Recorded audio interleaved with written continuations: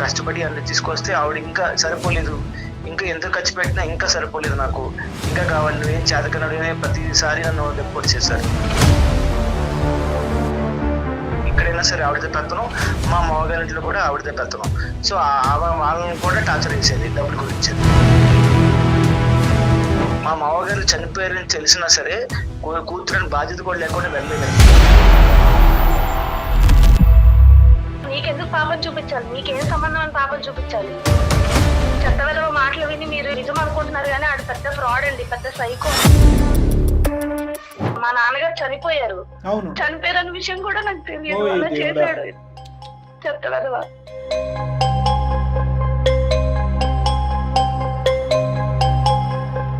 వాళ్ళ ఫాదర్ ని బతుకున్న సేపు డబ్బులు డబ్బులు నాకు ప్రతిసారి అడిగేది. ఏం మాట్లాడుతున్నాను? చెప్పు తీసుకొని కొడతాను నీకు. ఇతనేం చేస్తుంటారండి? కట్నం తీసుకుంటూ నువ్వు ఎన్ని నంగనాచ కబుర్లు ఆడినా వాళ్ళు నమ్ముతారేమో కానీ నేను నమ్మను సార్. ఆవిడన్నీ అబద్ధాలు చెప్తుంది సార్. మరి అబద్ధం ఏంటి? నువ్వు ముద్దు పెట్టుకోబోతుంటే అమ్మాయి కొడుతున్నట్టు ఫీల్ అయిందా? నువ్వు రివర్స్లో చెప్తున్నావు ఏంటి మాకు స్టోరీ? ఆ అమ్మాయికి గట్టిగా వార్నింగ్ ఇచ్చేసి నీకు విడాకులు కూతుర్ని తీసుకొచ్చి ఇచ్చేస్తాం అనుకున్నావా? Home delivery? మా ఫ్యామిలీ నుంచి నా కమ్యూనికేషన్ ఆఫ్ చేసి నన్ను హౌస్ అరెస్ట్ చేశాడండి ఒక 3 months. అది బ్రతికే ఒక అబద్ధం. అమ్మాయి డబ్బులు ఇవ్వనన్నారు కదా, అందుకే మేము మీకు మాట్లాడుతున్నాం, చూడడం కదా, అందుకే నా తమ్ముడు ఇప్పుడు కూడా నన్ను చెట్టుకులా చూస్తున్నాడు.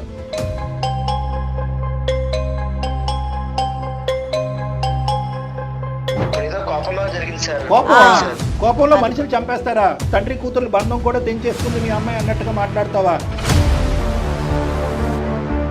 సార్ ఇదంతా కాదు సార్, నాకు అమ్మాయికి వద్దు సార్, నాకు బిడాకులు ఇప్పించండి, లేదంటే నాకు పాపను పంపించండి. ఏం ఆటలుగా ఉందా వినోద్? విడాకులు అంటే వీడికి డివోర్స్ కాదు సార్, జైల్లో పెట్టించి ఊచలు లెక్క పెట్టించాలి. ఒక అమ్మాయి అంటే డబ్బులు ఇచ్చే ఏటీఎం మిషన్ లో చూసిన ఇలాంటి వాళ్ళకి జైల్లో పెట్టించాలి సార్. నాకు న్యాయం చేస్తారు అనుకుంటే ఆ అమ్మాయికి సపోర్ట్ చేస్తారండి సార్. అందమైన జీవితానికి ఎవరు మెయిల్ చేస్తే వాళ్ళకి సపోర్టివ్ గా మాట్లాడతారు డాక్టర్ గారు నేను అనుకుంటున్నారా ఏంటి?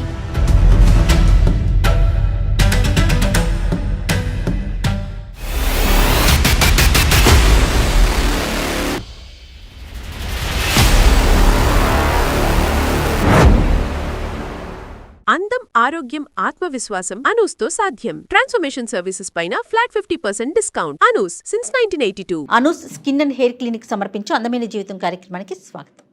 నమస్తే కళ్యాణ్ గారు. వినోద్ అని మనకి మెయిల్ చేశారండి. వైఫ్ అండ్ హస్బెండ్ మధ్య ఇష్యూ. ఈ ఇష్యూలు కాస్త ఏమవుతుందంటే పిల్లలు ఉన్నారే వాళ్ళ మీద ప్రభావం పడుతుంది అని ఆలోచించట్లేదండి.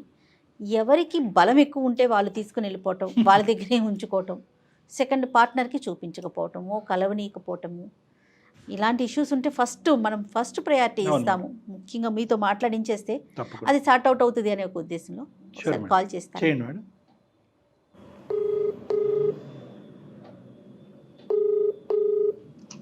హలో, నమస్తే అండి, వినోద్ గారా? అవునండి, ఎవరండి? నేను జయానండి, సుమన్ టీవీ అందమైన జీవితం ప్రోగ్రామ్ నుంచి కాల్ చేస్తున్నాను. నమస్తే అండి. నాతో పాటు డాక్టర్ కళ్యాణ్ చక్రవర్తి గారు ఉన్నారు. ఒకసారి మీ సమస్య ఏంటో చెప్పండి, డాక్టర్ గారు సరైన సలహా మీకు అందిస్తారు. సరే అండి. ఓకే, సరే. హలో వినోద్ గారు, నమస్తే అండి. నమస్తే సార్. సార్ నమస్తే, చెప్పండి సార్. ఏంటి సార్? సార్ నా పేరు వినోద్ అండి. నా పెళ్లి 4 సంవత్సరాలు అయిందండి. రైట్. 1.5 year పాప ఉందండి. మా వైఫ్ వచ్చేసి సౌమ్య అండి. మీరేం చేస్తుంటారు? సార్ నేను బిజినెస్ చేస్తున్నానండి. లవ్ మ్యారేజా, అరేంజ్డ్ మ్యారేజా? అరేంజ్డ్ మ్యారేజ్ అండి. పాప ఎంత అండి? పాపకి 1.5 year అండి. ఓకే, చెప్పండి సార్. సార్ అయితే మా వైఫ్ కి కొంచెం డబ్బు పిచ్చండి. అంటే ఎక్కువ ఖర్చులు చేయడం, లగ్జరీగా బతకాలనుకోవడం, ఇప్పుడు నాకు ఇది కావాలి అది కావాలని చెప్పడం, అందరితో కొంచెం కంపేర్ చేసుకోవడం, పక్కింటి వాళ్ళు ఎలా ఉన్నారు, ఎదురింటి వాళ్ళు ఎలా ఉన్నారు అని కంపేర్ చేస్తూ ఉంటే కొంచెం గొడవలు అయినాయి సార్. పాప పుట్టిన తర్వాత కూడా ఇంకా ఎక్కువైనాయి సార్. అంటే మా అన్నయ్య కొంచెం సాఫ్ట్వేర్ సార్, నేనైతే బిజినెస్ అండి. మా అన్నయ్య కొంచెం ఎక్కువ సంపాదిస్తారు నా మీద. సో మా అన్నయ్య వాళ్ళు కూడా చూసారు, వాళ్ళందరూ గొప్పలు అయిపోయారు, మనం ఇంకా ఇక్కడే ఉన్నాము, లగ్జరీ లైఫ్ కావాలి నాకు అని చీటింగ్ మరి గొడవ పడేది సార్. తనేం చేస్తుంటారండి? తను ఏమైనా జాబ్ చేస్తారా? లేదండి, ఆవిడ హౌస్ వైఫ్. ఓన్లీ ఖర్చు పెట్టడమే తను. నేను తప్పు చెప్పినా సరే నన్నే కావాలని టార్గెట్ చేయడం, నువ్వేం చేతకాని పడివి, నువ్వేం చేయడం లేదు, నువ్వేం సంపాదించడం లేదు. అంటే మీరు మామూలుగా వినోద్ గారు అంటే ఇంటికి సంబంధించిన అవసరాలు కానీ ఖర్చులు కానీ ఆమె యొక్క అవసరాలు కానీ ఇవన్నీ దగ్గరుండి మిగతా అన్నీ చూసుకుంటారా, లేదంటే ఆవిడ ఖర్చు ఎక్కువ మీ పీనాస్థానం ఎక్కువ, అంటే మీరేమైనా పీనాస్థానం చూపెడతారా? ఇంట్లో బాధ్యతలను మావేనంటే నేను కష్టపడి అన్ని తీసుకొస్తే ఆవిడ ఇంకా సరిపోలేదు, ఇంకా ఎంత ఖర్చు పెట్టినా ఇంకా సరిపోలేదు, నాకు ఇంకా కావాలి, నువ్వేం చేతకన్నాడు అని ప్రతిసారి నన్ను అంటే ఆవిడకి ప్రైమరీ కంపారిజన్ పారామీటర్ ఎవరో కాదు, మీ ఓన్ బ్రదరే. ఎందుకంటే అతను ఎంప్లాయీ, వాళ్ళకి ఏంటంటే స్టాండర్డ్గా ఒక శాలరీ వస్తుంది, స్టాండర్డ్గా ఒక టైమింగ్ ఉంటుంది. Okay okay. బిజినెస్ ఎక్స్పాండ్ అయిన తర్వాత మనకు లైఫ్ లో సెటిల్ అవ్వచ్చు. ఇప్పుడే కంగారుకు మనకి ఇంకా టైం ఉంది కదా, కొంచెం 2 years 3 years తర్వాత మనకి బిజినెస్ కూడా పెరుగుతుంది, అప్పుడు దాకా వెయిట్ చేయంటే లేదు నాకు లగ్జరీగా పోవాలి. మీరు ఒంటరిగా ఉంటారా, మీతో పాటు ఎవరు ఉంటారు? మీ బ్రదర్ కూడా, మీ బ్రదర్ వాళ్ళ వైఫ్ కూడా మీతోనే ఉంటారా? లేదండి, వాళ్ళు వేరేగా ఉంటారు, మేము సెపరేట్ గా ఉంటాం. నన్ను ఒక్కనే కాదు సార్, వాళ్ళ ఇంట్లో వాళ్ళు కూడా ఉంటుంది. మా మామగారు కూడా కొంచెం, ఆయన రిటైర్ అయిన ఎంప్లాయీ, ఆయన కూడా ఆరోగ్యం బాగుండేది కాదు, ఆయన కూడా చాలా ఇబ్బంది పెట్టేదండి డబ్బుల గురించి. సో మీరని ఇవ్వండి, నేను అల్లుడితో ఉండలేకపోతున్నాను అని చెప్పేసి మీరని డబ్బులు ఇవ్వండి అని చెప్పి ఆయన కూడా టార్చర్ పెట్టేది. మా బాబుమరిది చిన్నపిల్లడు అండి, అంటే కొంచెం టీనేజ్ అబ్బాయి, ఎక్కడైనా సరే ఆవిడతో పెత్తనం, మా మామగారి ఇంట్లో కూడా ఆవిడతో పెత్తనం. సో వాళ్ళని కూడా టార్చర్ చేసేది డబ్బుల గురించి. ఆయన ఉన్నప్పుడు కూడా ఆయన ఒక్క రోజు కూడా మెన్షన్ ఉండేది కదండి, ప్రతి రోజు ఫోన్ చేసి నాకు డబ్బులు పంపిస్తారా లేదా, ఇక్కడ అల్లుడు ఇలా చూసుకోవట్లేదు, చేతకాని చేశారని చెప్పేసి ఆయన్ని టార్చర్ పెట్టడం, నన్ను టార్చర్ పెట్టడం. ఓకే, టార్చర్ పెట్టి డబ్బుల గురించి. అతను ఉన్నారండి మీ మామగారు? అప్పుడు లేరండి, ఆయన చనిపోయారు. ఆ తర్వాత ఇలా రోజు గొడవలు వేయడం వల్ల పాప కూడా సరిగ్గా చూసినది కదండి, పాప గురించి కూడా నేను గొడవ పడేవాడిని. నువ్వు సరే మనందరం అయితే గొడవ పడుతున్నాము, పాపను సరిగ్గా చూసుకోవాలంటే లేదు అని చెప్పేసి ఆ పాప గురించి కూడా గొడవ పడేదండి. అలా గొడవ పెరిగేప్పటికి పాపని తీసుకుని వాళ్ళ పుట్టింటికి వెళ్ళిపోయిందండి. వైఫ్ మీ పాప మీతో లేరా? లేరండి. ఏ కారణం చూపెట్టి వెళ్ళిపోయింది ఆ అమ్మాయి? అదేనండి, నేను సంపాదించట్లేదు, పాపను కూడా సరిగ్గా చూసుకోలేవు, నువ్వు చేతకున్నవి. సంపాదించట్లేదు అంటుందా, లేదంటే తన ఖర్చులకి మీ సంపాదన సరిపోవట్లేదు అంటుందా? తన ఖర్చులు నా సంపాదన సరిపోవట్లేదు అంటున్నా. సార్ ఇంకో విషయం చెప్పాలండి, మా అమ్మాయి ఎటువంటి క్యారెక్టర్ అంటే, మా మామగారు చనిపోయారని తెలిసినా సరే కూతురని బాధ్యత కూడా లేకుండా వెళ్ళలేదండి. అంటే ఆయన బతుకున్నప్పుడు సాధించింది, డబ్బులు ఇవ్వలేదని చెప్పేసి చనిపోయినప్పుడు కూడా చూడడానికి కూడా వెళ్ళలేదండి. నేనే వెళ్ళి దగ్గరుండి మా బావగారికి చూసుకున్నానండి అప్పుడు. సో అంటే తను అడిగినప్పుడల్లా ఆ డబ్బు ఇవ్వలేదనే కోపంతో తండ్రి చనిపోయిన తర్వాత కూడా వెళ్ళలేదా? ఆమె వెళ్ళలేదండి. మరీ టూ మచ్ అండి. పాపను చూడడానికి వెళ్తున్నా సరే పాపను కూడా చూపించేది కాదండి, ఫోన్ లో కూడా మాట్లాడించేది కాదు. ఇలా సంవత్సరం నుంచి అడుగుతూనే ఉన్నాను, ఒక్కసారి నా ఇంటికి రండి, మనం మాట్లాడుకుందాం, ఇంటి గురించి మాట్లాడుకుందాం అంటే లేదు, నీకు నాకు సంబంధం లేదు, పాపను కూడా చూపించను, పాపకి నీకు సంబంధం లేదని చెప్పి అలా గొడవ కూడా చేసేదండి. పోనీ విడాకులు తీసుకుందాం అంటే దానికి ఒప్పుకోవడం లేదండి. విడాకుల వరకు వెళ్ళిపోయిందండి. అంటే మీరు ప్రపోజ్ చేశారా విడాకులు తీసుకుందాం అని చెప్పి? మరి సంవత్సరం నుంచి తను ఎటువంటి ప్రపోజల్, ఓకే, సంవత్సరం బట్టి రాలేదు అని చెప్పి ఈ మధ్య కాలంలో మీరు విడాకులను అడిగారా? అవునండి. దానికి ఆవిడ ఏమంటది? విడాకులు వద్దు అని అంటది, కానీ ఇక్కడ ఎటువంటి మార్పు వస్తే కనుక పాపను తీసుకుని మళ్ళీ మీ దగ్గరకు వస్తానంటది. ఆవిడకి ఏం కావాలి అంటే మీరు ఇంకొన్ని కోట్లు సంపాదించాలా? అవునండి. అంటే ఇప్పుడు మా అన్నయ్య కోటీశ్వరుడు కదండి, నేను కూడా అట్లా ఎక్కువ సంపాదించి ఆవిడని చూసుకోవాలి. మీరు కోటీశ్వరుడు అవడానికి ఇంకో 10 సంవత్సరాలు పట్టినా కూడా ఆవిడ అక్కడే ఉంటది, మీరు ఇక్కడే ఉండాలి అప్పటి వరకు. అవునండి. అందుకని నేను నాకు విడాకులు ఇప్పించండి సార్, లేకపోతే కనీసం నా పాపను నాకు దగ్గర పంపించండి, అందుకోసం సార్ ఇదంతా. సో మీరు అనేది ఏంటంటే కనుక మీ భార్య అయితే మీకు వద్దు సార్, ఎందుకంటే ఆవిడ యొక్క ఖర్చు అవనియండి, ఆవిడ యొక్క డిమాండ్స్, మెంటాలిటీస్, తండ్రి చనిపోయినా కూడా చూడటానికి వెళ్ళినటువంటి కూతురు మీ భార్య కింద వద్దు సార్. కూతురు అయితే కావాలి మీకు?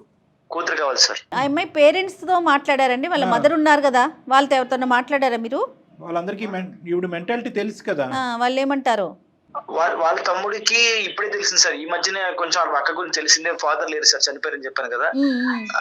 వాళ్ళ మదరు వాళ్ళ తమ్ముడు చెప్పింది కదా సార్, ఇవిడితే పెత్తనం, వాళ్ళు మాట్లాడించేది కాదు సార్ అసలు.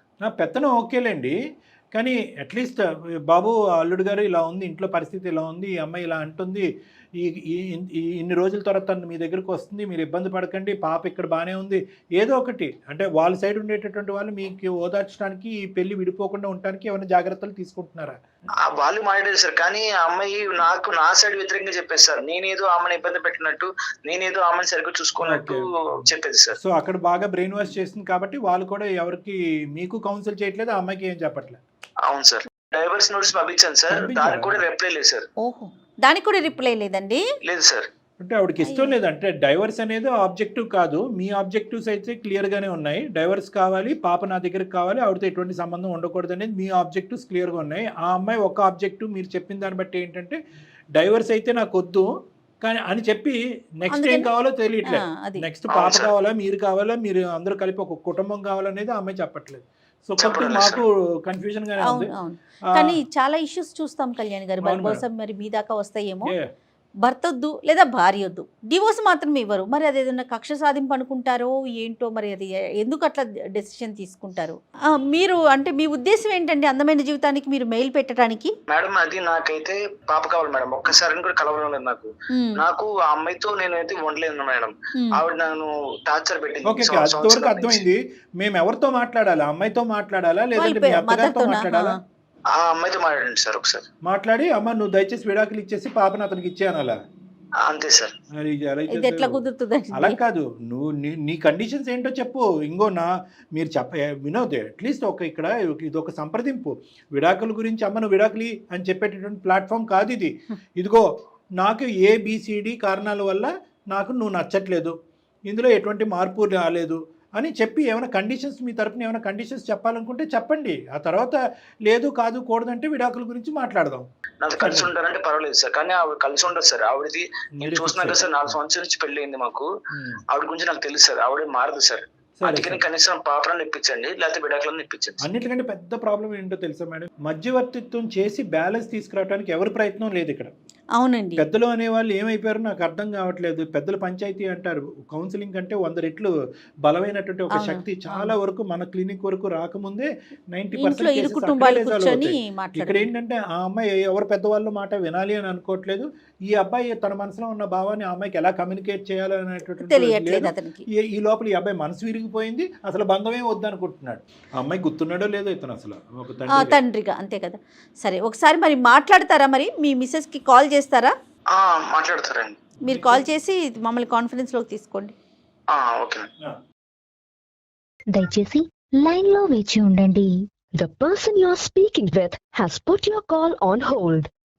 హలో, ఏం చెప్పు? ఏంటి సౌమ్య, నేను ఎన్నిసార్లు ఫోన్ చేసినా ఫోన్ ఎత్తవు. నేనేమో డైవర్స్ పంపించాను, దానికి రిప్లై ఇవ్వవు నువ్వు. ఏం మాట్లాడాలి నీతో?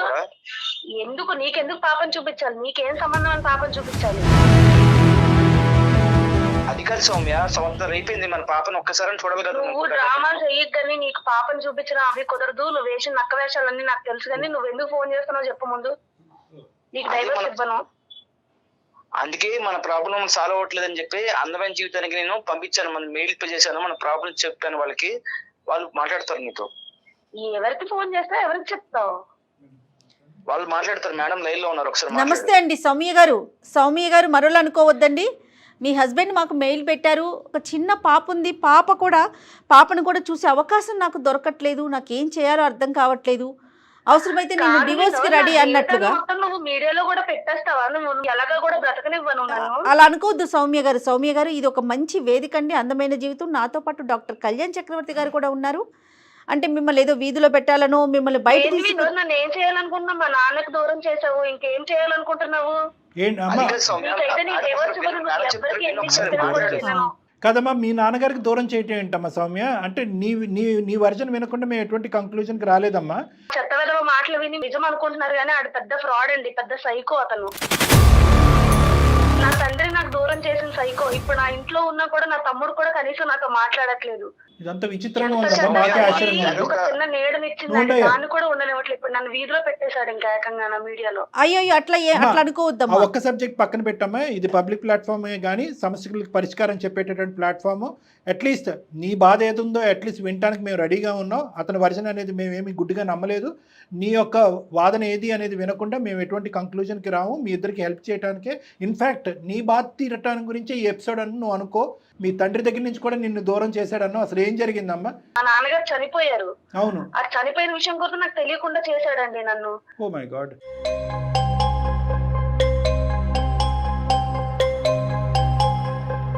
అతను ఇంకో విధంగా చెప్పాడమ్మా మాకు. ఏం చెప్పావు వినోద్? నువ్వు చెప్పు, ఏం చెప్పావు అసలు? ఏం చెప్పావు? మాకేం చెప్పావో చెప్పు వినోద్. పాపం చూపిట్లే, ఏం చెప్పావు నువ్వు అసలు? అదంతా వదిలేసే, వాళ్ళ తండ్రి గురించి నువ్వు మాకేం చెప్పావో చెప్పు నాన్న. వాళ్ళ ఫాదర్ ని బతుకున్నంత సేపు డబ్బులు డబ్బులు నాకు ప్రతిసారి అడిగేది. ఏం మాట్లాడుతున్నావు నువ్వు? అంటే చెప్పు తీసుకొని కొడతాను నీకు. అమ్మ డబ్బులు అమ్మ చెప్తా తర్వాత కొడుతు కానీ అతను అసలు ఏం చెప్తున్నాడు వినమ్మా. సోది మాటలు తప్పించి ఇంకేం ఉండదు. ఇంకా మేము అతని మాట విన్నో, అంతే. ఇంకా అతని మాట మేము విన్నో. నువ్వు చెప్పమ్మా, నువ్వు చెప్పు అసలు ఏం జరిగింది మొదటి నుంచి చెప్పు. పెళ్ళై 4 సంవత్సరాలు అవుతుంది. మాకు 1 సంవత్సరం పాప ఉంది. మాది అరేంజ్ మ్యారేజ్ అండి. నాకు 30 లక్షలు కట్నం ఇచ్చి చేశారండి ఈయనకి. 30? ఇతనేం చేస్తుంటారండి? 30 లక్షలు కట్నం తీసుకుంటారు. ఎందుకు చేసుకున్నాడు? పెళ్లి అయిన దగ్గర నుంచి డబ్బు డబ్బు డబ్బు డబ్బు డబ్బు డబ్బు అదే పనండి. ఎప్పుడు మాకు గొడవలే. 30 కాకుండా 30 కాకుండా పాప నా పెళ్లికే చాలా అప్పు చేసి ఉన్నారండి మా ఇంట్లో వాళ్ళు. హింస పెట్టి కొట్టి తిట్టి ఎన్నిసార్లు మా పుట్టింటికి వెళ్ళినా మళ్ళీ తెచ్చి మళ్ళీ అదే టార్చర్ చేసేవాడు. అన్ని చేసిన చెత్త పనులన్నీ చేసి ఇప్పుడేమో మీకు చెప్తున్నాడు అన్ని. మాకేమని చెప్పాడంటే అతను మీకు విపరీతమైన డబ్బు పిచ్చి అంట, లగ్జరీ పిచ్చి అంట, ప్రతిరోజు ఒక రాజభోగాన్ని మీరు అనుభవించాలంట. లగ్జరీ నా కారులో తిప్పుతున్నావా? బంగ్లాలు కొన్నావా? 7 వారాలు నగలేసావా? ఏం కొన్నావు చెప్పు నువ్వు నాకు. అదే కదా ఏమని చెప్పి కంప్లైంట్ చేసావు? ఏం జరిగింది? నువ్వు నాకు డబ్బు ఇచ్చావా? ఏది చూపించు. నీకు తెలీదా? ఏంటి తెలీదా? అవును, నువ్వు చేసిందే చెప్తున్నాను అక్కడ. ఏం చేశాను? నువ్వు నీకు విడాకులు కావాలని అక్కడికి వెళ్ళావని నాకు అర్థమవుతుంది, కానీ నేనైతే నీకు విడాకులు ఇవ్వను, పాపను కూడా ఇవ్వను. నువ్వు ఎన్ని నంగనాచి కబుర్లు ఆడినా వాళ్ళు నమ్ముతారేమో కానీ నేను నమ్మను. ప్రతిసారి అడుగుతూ కొడుతూనే ఉంటాడండి డబ్బులు కొట్టడం ఏంటయ్యా వినోద్? లేదు సార్, ఆవిడ అన్ని అబద్ధాలు చెప్తుంది సార్. మరి అబద్ధం ఏంటయ్యా? నువ్వు ముద్దు పెట్టుకోబోతుంటే ఆమె కొడుతున్నట్టు ఫీల్ అయిందా? నువ్వు అది లేసి ఏదో కోపంలో అలా మాట్లాడుంటుంది సార్, అంతే సార్. మాటలు కాదు, చేతల గురించి అడుగుతుంది అమ్మాయి. ఎన్నిసార్లు కొట్టుంటా, ఎన్నిసార్లు మా పుట్టింటికి వెళ్ళాను. నువ్వు రివర్స్లో చెప్తున్నావు ఏంటి మాకు స్టోరీ? అంటే మేమంతా నువ్వు చెప్పిందల్లా వినేసి ఆ అమ్మాయికి గట్టిగా వార్నింగ్ ఇచ్చేసి నీకు విడాకులు కూతుర్ని తీసుకొచ్చి ఇచ్చేస్తావు అనుకున్నావా? Home delivery. నా పుట్టింట్లో ఉంటున్నా, నా తమ్ముడు కూడా నాతో మాట్లాడట్లేదు సార్. తను చేసిన దానికి నా తండ్రి దూరం అయిపోయాడు. తమ్ముడు ఎందుకు మాట్లాడట్లేదు? ఇంకా బాధపడతారు కదా మేడం. ఎన్నిసార్లు కొట్టి తన్నించుకొని మా ఇంటికి వెళ్తాను. మా నాన్నగారు రిటైర్డ్, అయినా ఆయనకి హెల్త్ ప్రాబ్లం కూడా ఉండేది చాలానా. ఓకే, చనిపోయారు కదా మా నాన్నగారు. ఇందాకేదో చనిపోయినప్పుడు ఏదో అబద్ధం ఆడారు. చనిపోయారు అంటే మాకు ట్రాష్ అంటే 4 years జర్నీలో చెప్తున్నానండి. కొట్టి కొట్టి కొట్టి మా ఇంటికి పంపించేవాడు. డబ్బు ఎప్పుడు 24 గంటలు డబ్బు డబ్బు తెచ్చు. వాళ్ళు పాపం నా పెళ్లికి చేసిన అప్పే తీర్చుకోలేదు. ఫైనల్ గా నేనైతే డబ్బులు తేను, ఏదంటే ఈమెకి ఎట్లా చేసినా అవ్వదలే ఇంకని చెప్పేసి నా దగ్గర నుంచి ఫోన్ తీసుకొని మా ఫ్యామిలీ నుంచి నా కమ్యూనికేషన్ ఆఫ్ చేసి నన్ను హౌస్ అరెస్ట్ చేశాడండి ఒక 3 months. ఆ టైంలో మా నాన్నగారు చనిపోయారు. ఆ విషయం అసలు నాకు తెలియదు. ఫంక్షన్కి వెళ్ళినప్పుడు మీ నాన్నగారు చనిపోయారంటే నేను ఇంకా చెప్తుంటే నీకు ఇంకా నాకు ఎమోషన్ వస్తుంది. చనిపోయారన్న విషయం కూడా నాకు తెలియదు. అలా చేశాడు. చెప్తావా?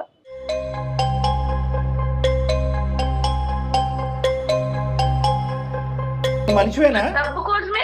మా నాన్నగారు చనిపోయినప్పుడు కూడా ఆయన నా కూతురు నన్ను చూడడానికి రాలేదు. డబ్బు కోసమే ఆయన ఒక ముద్ర వేసి, నా దగ్గర ఫోన్ లేదు, ఏం లేదు, మినిమం కమ్యూనికేషన్ లేదండి మా ఇంట్లో వాళ్ళతో. అది ఎదవ అంత పనికమని లేదు, అన్ని చెప్పేది అబద్ధాలే. అది బ్రతికే ఒక అబద్ధం. ఇతను వెళ్ళి మీ అమ్మాయి డబ్బులు ఇవ్వని అన్నారు కదా, అందుకే మేము మీతో మాట్లాడుతూ చూడడం కదా, అందుకే నా తమ్ముడు ఇప్పుడు కూడా నాకు శత్రువులా చూస్తున్నాడు. ఆఖరి చూపు కూడా లేకుండా చేశాడు. అదేనమ్మా, అదే ఇప్పుడు డబ్బులు ఇవ్వటాలు, డబ్బులు పుచ్చుకోవటాలు, కట్నాలు ఇదంతా ఒక ఎత్తు అయితే కనుక తండ్రి చనిపోయిన తర్వాత ఆఖరి చూపు కూడా నీకు దక్కకుండా చేశాడు చూడండి. దాన్ని అందుకే నేను ఇంకా బతుకుంటాను కానీ టార్చర్ అంటే ఏంటో చూపించాలని నేను నిర్ణయం తీసుకున్నాను. ఫ్యామిలీ అంతా డబ్బు పిచ్చి ఫ్యామిలీ సార్. అన్న కూడా డబ్బు పిచ్చి నా కొడుకే. ఈయన కూడా మా నాన్నగారికి గవర్నమెంట్ ఎంప్లాయీ కదా, డబ్బులు ఇస్తాడు అని చెప్పేసి నన్ను ఊరికే కాల్చుకుని తినేవాడు సార్, కొట్టి కొట్టి. వీళ్ళు బ్రదర్ పిల్లం కూడా వెళ్ళిపోయిందా మరి? వాళ్ళు గొడవలు ఆడుకుంటారు, వాళ్ళు ఉంటారు సార్. ఫ్యామిలీ ఒకలా ఉండదు కదా సార్. మా అత్తమామ అందరూ డబ్బు పిచ్చోలే సార్. ఈయన ఏం చేసినా కూడా వాళ్ళు జోహార్లు పలుకుతా ఉంటారు, అన్నదమ్ములు వాళ్ళ ఇంట్లో వాళ్ళు కూడా. చెత్తబెట్టను వెనకేసుకుని వచ్చి ఈ రోజు మా నాన్న దగ్గర చచ్చిపోయినప్పుడు కూడా నేను చెడ్డయ్యా, ఆయన చనిపోయారు, ఆఖరి చూపు కూడా లేకుండా చేశాడు. ఇప్పటికైనా మీ అమ్మగారికి నిజాలు తెలుసమ్మా? మీ బ్రదర్ కి తెలుసో లేదో నాకు తెలియదు కానీ మీ మదర్ ఇప్పుడు నమ్ముతున్నారు? మా అమ్మగారికి తెలుసండి. మా తమ్ముడు అయితే అసలు నా మాటలు వినిపించుకోవట్లేదు, అసలు నాతో మాటే మాట్లాడాను. నన్ను చిన్న పిల్లోడు కదా, చూసినట్టు ఎటంటే వెళ్ళిపోతుంటాడు. తల్లి వేరు తమ్ముడు వేరు కదమ్మా, వాడు చిన్నోడు అయి ఉంటాడు. కాదు సార్, ఆ అమ్మాయి అన్ని అలాగే చెప్తుంది సార్. ఆ అమ్మాయి అలాగే అంటే ఎలా అవునండి, చెప్తుంది? అసలు ఆ అమ్మాయి ఎలాగే చెప్తుంది. నువ్వు ఆగు వినోద్, ఎవరు కట్టకథలు చెప్తున్నారో అర్థం అవుతుందిలే. రెండే ఇష్యూస్ చెప్పు, మనం క్లోజ్ చేసేద్దాం మ్యాటరు. సౌమ్యని కట్నం అడిగేవా లేదా, తర్వాత ఇంకా కట్నం తెమ్మని చెప్పి వాళ్ళ ఇంటి మీద ఒత్తిడి పెట్టేవా లేదా? Yes or no? లేదు సార్, వాళ్ళు ఇష్టపడి వాళ్ళు ఏదో వాళ్ళ అమ్మాయి కోసం ఇచ్చుకున్నారు సార్ డబ్బులు అవి. అబ్బా, నేనైతే కట్నం అడగలేదు గిఫ్ట్ సార్. ఇచ్చారు. తర్వాత నువ్వు అమ్మాయిని ఎప్పుడు కూడా ఇప్పుడు వరకు కట్నం విషయంలో ఎప్పుడు కొట్టలేదు, వాళ్ళ ఇంటికి డబ్బులు తెమ్మని పంపించలేదు. పుట్టింటికి వెళ్ళలేదా తను ఎప్పుడు కూడాను? ఆ పుట్టింటికి వెళ్ళింది మేడం, అంటే ఏదో గొడవ మాట పెరిగి పుట్టింటికి వెళ్ళింది తప్ప అదే ఆ నేను మాట అమ్మాయిని మాట పెరగడం టార్చర్ వెనకాల చేయలేదు కథ మేడం. నీ కట్నం ఆశే కదా. దేనికి కొట్టావు, ఎందుకు పుట్టింటికి వెళ్ళాను అది చెప్పు నువ్వు. నేను ఎప్పుడు కొట్టాను? నువ్వే కదా గొడవ, చిన్న విషయానికి గొడవ పడేదానివి, పాపను కూడా చూపించలేదు నువ్వు. సార్ ఇదంతా కాదు సార్, నాకు ఆ అమ్మాయితో వద్దు సార్, నాకు ఆ బిడకలు ఇప్పించండి, లేదంటే నాకు పాపలను పంపించేసి. కాదు, ఏం కాదు, ఆటలు అమ్మాయి ఉందా వినోద్? విడాకులంటే 30 లక్షల వరకు వచ్చింది, ఇంకో 70 లక్షలు ఇస్తుందంట అమ్మాయి. మేము అమ్మాయిని ఒప్పించి ఆ 70 లక్షలు కూడా తెప్పిస్తాం అమ్మాయి ద్వారా. అప్పుడు ఓకేనా? లేదు సార్, ఆ అమ్మాయి అలాగే అన్ని అబద్ధాలు చెప్పదు సార్, ఆ మాటలు నమ్మకండి మీరు. అమ్మాయి అన్ని అబద్ధాలే. కొట్టడం అబద్ధమే, కట్నం తెమ్మంటం అబద్ధమే. నువ్వు ఇంట్లో బంధించేసి ఫోన్ తీసేసుకుని వాళ్ళ నాన్నగారు చచ్చిపోయారు అన్నప్పుడు కూడా ఆ అమ్మాయికి ఒక ఫోన్ కాల్ వరకు వెళ్లకుండా వాళ్ళ నాన్నగారు ఒక అపోహలో చనిపోవటం అనేది కూడా అబద్ధమే. లేదు సార్, ఆ అమ్మాయి వాళ్ళ నాన్నగారు చనిపోతే వెళ్ళలేదు సార్, నేనే దగ్గరుండి చూసుకున్నాను సార్. ఆ అమ్మాయి అయితే ఎవరు తెలీదు, ఫోన్ చూడడానికి వెళ్ళి- తీసుకొని ఇంట్లో పెట్టేసి అది పంపిస్తే నాకు ఎలా ఇందాక నుంచి తెలుస్తుంది? నువ్వు వెళ్ళి ఇవన్నీ నా ఒక ఎత్తు, దగ్గర తండ్రి చనిపోయి పర్ఫార్మెన్స్ కట్నం చేసావు. ఏంటని నాకు అన్న అవునండి, నాకు కూడా అది అనిపించింది డాక్టర్ గారు. ఏం బాబు వినోద్, ఇప్పటికైనా నిజ నిజాలు చెప్పు. ఎందుకంటే మాకు సంబంధించినటువంటి ఎంక్వైరీస్ కూడా మేము చేసుకుంటాము. ఈ నిజాలు అనేటటువంటిది ఎల్లకాలం దాగి ఉండవు. నువ్వు ఏం చెప్పాలనుకుంటున్నావు ఒకసారి ఫైనల్గా చెప్పు, దాన్ని బట్టి ఏం చేయాలనేది మేము ఆలోచిస్తాం. సౌమ్యకి ఎటువంటి హెల్ప్ చేయాలో చేస్తాం మేము. సరే, ఆ అమ్మాయి చెప్పింది నిజం అనుకోండి, నేను చెప్పిన అబద్ధాలు అనుకోండి, నేను బిస్కిన్ ఆ అమ్మాయి ఏదో టార్చర్ పెట్టానంటది కదా, ఓ నేను అయితే నాతో ఎందుకు ఉండడం, అమ్మాయి విడాకులు ఇప్పించేసాను సార్, లేకపోతే నా పాప నాకు పంపించండి చాలు, ఇదంతా నాకు వద్దు అమ్మాయి. డబ్బులు ఇస్తే విడాకులు అక్కర్లేదు, డబ్బులు ఇవ్వకపోతే విడాకులు కావాలి, నీది అది రూలు. ఏ మొహం చూసి నీ బిడ్డ నీకు ఇమ్మంటావు? సౌమ్య బిడ్డ కావాలి, డైవర్స్ కావాలంటమ్మా, పంపించు. వీడికి డివోర్స్ కాదు సార్, జైల్లో పెట్టించి ఊచలు లెక్క పెట్టించాలి. ఒక అమ్మాయి అంటే డబ్బులు ఇచ్చే ఏటీఎం మిషన్ లా చూసిన ఇలాంటి వాళ్ళకి జైల్లో పెట్టించాలి సార్. వీడికి విడాకులు కాదు, బతుకుంటాడు కానీ నరకం అంటే ఏంటో చూపించాలి. నేను చచ్చే వరకు ఆయన చచ్చినా కూడా ఇట్లానే అనుభవించాలి సార్. ఎందుకంటే నాలాగా ఇంకొక ఆడపిల్ల జీవితం నాశనం అవ్వకూడదు అతని చేతుల్లోని. నా తండ్రికి నన్ను దూరం చేసి నన్ను ఎంత శోభ పెట్టి ఎంత బాధ పెడుతున్నా, నా ఇంట్లో వాళ్ళని కూడా నాకు దూరం చేసి శత్రువులో చూసేలా చేశాడు సార్. ఇలాంటి అతనికి ఇంతకన్నా దారుణమైన శిక్ష పడాలి. ఏమైనా ఉంటే ఇతను శిక్ష వేయించి ఊచలు లెక్క పెట్టించండి సార్. డివోర్స్ అయితే మాత్రం నేను ఇవ్వను సార్. బాబు వినోద్, ఐ ఓపెనర్.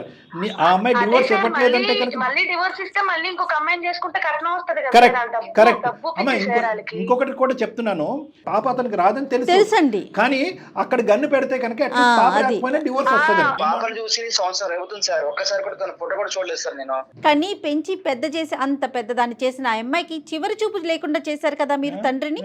అప్పుడు ఆ అమ్మాయి ఎంత బాధపడాలండి? ఇమ్మంటావా టిట్ ఫర్ టాట్? ఈ మాట అనకూడదు, కానీ రేపు పొద్దున నువ్వు ఎక్కడో ఏదో అయ్యావు అనుకో, నీ కూతురు నీ దగ్గర పంపించకపోతే నీకు ఎలా ఉంటుంది? నీకు పశ్చాత్తాపం ఉందా?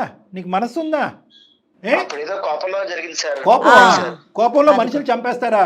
ప్లస్ అక్కడికి వెళ్ళి ఇంకో వర్షన్ ఇస్తావా? తండ్రి కూతురు బంధం కూడా తెంచేసుకుంది మీ అమ్మాయి అన్నట్టుగా మాట్లాడతావా? ఎంత కోపం అయ్యా? దేని గురించి నీ కోపం? క్షమించరాని తప్పది. నీ కోపం కాదు, డబ్బంటే కక్కుర్తి, డబ్బంటే ఆశ. నీకు ఆది మధ్య అంతం లేదు, నీకు ఒక ఆలోచన లేదు నీకు. ఇంకొకటమ్మా సౌమ్య, నువ్వు ఎండ్ అంటున్నావు, అతన్ని ఇలా బాధ పెడతానంటున్నావు, ఇది పద్ధతి కాదమ్మా. నువ్వు నిజంగా అతన్ని శిక్షించాలనుకుంటే కనుక దానికి వేరే మార్గాలు ఉన్నాయి. అసలు డౌరీ హెరాస్మెంట్ కింద భయంకరమైన లీగల్ సిస్టమ్, లా సిస్టమ్స్ ఉన్నాయి. మీరు మీకు ఏదో మెయిల్ చేసి నాకు న్యాయం చేస్తారు అనుకుంటే ఆ అమ్మాయికి సపోర్ట్ చేస్తారండి సార్. నాకు న్యాయం చేయండి సార్, విడాకులు ఇప్పించండి సార్. కాదు వినోద్, అందమైన జీవితానికి ఎవరు మెయిల్ చేస్తే వాళ్ళకి సపోర్టివ్ గా మాట్లాడతారు డాక్టర్ గారు నేను అనుకుంటున్నారా ఏంటి? నా సైడ్ కూడా ఆలోచించండి. ఏం నీ సైడ్ ఏం ఆలోచించేది? ఒక తండ్రి నువ్వు ఇంకా ఆ అమ్మాయి స్థానంలోకి వెళ్ళి నిలబడి ఒక 2 నిమిషాలు కొద్దిగా మానసికంగా ఒక పశ్చాత్తాపం చూపెట్టయ్యా. అరే నీ తండ్రిని నిన్ను దూరం చేశాను, మీ తండ్రి చనిపోయిన నా ఆఖరి చూపు దక్కలేదని చెప్పి ఇప్పుడు కూడా డివోర్స్ కావాలని అదే పాఠం పాడుతున్నావు నువ్వు. ఆ అమ్మాయి చేస్తే కనుక నువ్వు ఓసలు లెక్క పెడతావు తెలుసా? సార్ సెక్షన్లు కేసులు పెడుతున్నారు, కొంచెం నా సైడ్ ఆలోచించండి సార్. పాపను ఇప్పించండి సార్. కనీసం ఒక మెట్టు దిగేవు. ఇప్పుడు ఫస్ట్ కట్నం అన్నావు, కట్నం ఇవ్వకపోతే డైవర్స్ అన్నావు, డైవర్స్ లేదంటే కనుక పాపని ఇప్పించమంటున్నావు. ఇవన్నీ వస్తువులా? డబ్బులతో కొనుక్కునేటటువంటి వస్తువులా? ఇదేమైనా వ్యాపారమా? నువ్వు చేసేటటువంటి వ్యాపారమా? ఇప్పుడు అతను బతిమాలుకుంటున్నా డైవర్స్ కావాలని చెప్పి ఏంటి నీ ఫైనల్గా నీ మాట ఏంటి? డైవర్స్ అయితే ఇవ్వను సార్. ఇప్పుడు మళ్ళీ కలిసి ఉంటే మా తమ్ముడిని మా అమ్మను కూడా నా నుంచి దూరం చేసేసి మళ్ళీ డబ్బు పిచ్చి, ఇప్పుడు ఆల్రెడీ మా తమ్ముడు మా అక్కకి డబ్బు పిచ్చి మా నాన్న రాలేదు అన్నట్టు నన్ను చేశారు సార్. ఇంకా మళ్ళీ అదే అనుకున్నాను. అది కాదు సౌమ్య, మనం ఆడుకుందాం. ఏదో మీకు కావాలంటే మీ ఇంటికి నేను వస్తాను. సో మీ అమ్మగారితో మీ తమ్ముడితో నేను మాట్లాడతాను. నీ తప్పు ఇప్పుడు ఎలాగో నీకు న్యాయం చేయాలని చెప్పి అందమైన జీవితం కాల్ చేసి ఇప్పుడు మేడం సార్ సపోర్ట్ తోని నేను లీగల్ గా ప్రొసీడ్ అవుతానులే. మంచి మాట. రైట్ అమ్మ, మేము చెప్పేది కూడా నువ్వు ఆల్రెడీ చెప్పేసావమ్మా. చాలా సంతోషం అమ్మ. ఇలా జీవితాలు సర్వనాశనం చేసేటటువంటి నీలాంటి వాళ్ళందరికీ గుణపాఠం చెప్పేటటువంటి ఒక గొప్ప ఎపిసోడ్ ఇది. ఏదో గొడవలు వచ్చేసి చిన్న చిన్న మాట మాటిపోయి అలాగైంది సార్. నాకు తప్పుని తెలుసుకుంటాను సార్. కొంచెం ఒక్కసారి మాత్రం ఆ అమ్మాయి సార్ నా గురించి మాట్లాడారు. నువ్వు చెప్తావు, నువ్వు ఇవన్నీ దొంగ మాటలు అన్ని చెప్పేసి ఇప్పుడేమో లాస్ట్ లోనేమో నీ నిజ స్వరూపం బయటపడిపోయిన తర్వాత చెప్తున్నావు వాళ్ళకి.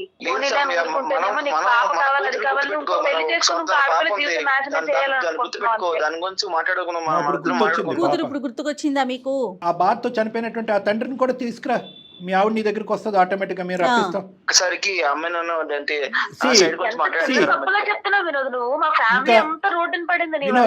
అతను అందమైన జీవితం యొక్క టార్గెట్ ని మిస్అండర్స్టాండ్ చేసుకుని మాకు ఈమెయిల్ పంపించాడు. మేము కూడా సాక్ష్యాధారాలు వెరిఫై చేస్తాం, మేము కూడా కొంతమందిని కాంటాక్ట్ చేస్తాం. తర్వాతే మేము ఒక కంక్లూజన్ రావటం అని జరుగుతుంది. పూర్తిగా న్యాయం నీ సైడ్ ఉంది సౌమ్య. నీకు మేము సపోర్ట్గా నిలబడతాం. నిన్ను బతిమాలటం కానీ నిన్ను అతని దగ్గర పంపించడం అనేటటువంటి ప్రయత్నం మేము చెయ్యం. ఒకప్పుడు మేము చేసినా కూడా నువ్వు వినేటటువంటి పొజిషన్లో లేవు, ఎందుకంటే నరక యాతన నువ్వు అనుభవించావు కాబట్టి. ఈ ఫోన్ కాల్ పెట్టేసిన తర్వాత జయ మేడంతో నువ్వు టచ్లో ఉండాలి. ఎందుకంటే కనుక మేము లీగల్ హెల్ప్ ఎక్కడి నుంచి నీకు సపోర్టివ్గా ఉంటుంది అనేటటువంటి కొన్ని హెల్ప్ కూడా మీ గైడెన్స్ కూడా మేము ఇవ్వటం అనేది జరుగుతుంది. ఓకేనా సౌమ్య? ఇప్పుడు మనం ఆడుకోవాలి. ఎంతైనా సరే మన ఇద్దరు భార్య భర్తలు. సో దీంట్లో మూడో వ్యక్తి రాకూడదు కదా. సో వాళ్ళకి మరి మమ్మల్ని ఎందుకు ఈమెయిల్ పంపించేవయ్యా? మరి మేము మూడో వ్యక్తులే కదా, మేము మూడో వ్యక్తులు కాదా? మీ ఫ్యామిలీ మెంబర్స్? నీకు కావాల్సిన న్యాయం నీకు కావాలి. నీకు కావాల్సినటువంటి కట్న న్యాయం కానీ, నీకు కావాల్సిన డివోర్స్ న్యాయం కానీ, నీకు కావాల్సినటువంటి బిడ్డ న్యాయం కావాలి. దేవుడు ఎక్కడైతే న్యాయం చేయాలనుకుంటాడో అక్కడే న్యాయం జరుగుతుంది. ఆ అమ్మాయికి ఇప్పుడు న్యాయం జరగాలి. ఆ అమ్మాయికి కాదు, నీ బిడ్డకు కూడా న్యాయం జరగాలి. ఆ విధంగా మేము ఫైట్ చేస్తాం. ఆ అమ్మాయి నేను నచ్చి చెప్తాను, ఒక్కసారి పంపించండి సార్, మాట్లాడమని సార్. మీరు న్యాయం చేస్తారని మీకు చేశాను సార్. మేము నీకు ఆల్రెడీ న్యాయం చాలా చేసాం. నీ మాటలు చాలా విన్నాం, నీ కాకమ్మ కబుర్లు చాలా విన్నాం. డబ్బు కక్కుర్తి పడినటువంటి ఒక ఆడదాన్ని శిక్షించండి అంటూ మాకు పంపించినటువంటి ఈమెయిల్ మేము చాలా తరువుగా చదివాం.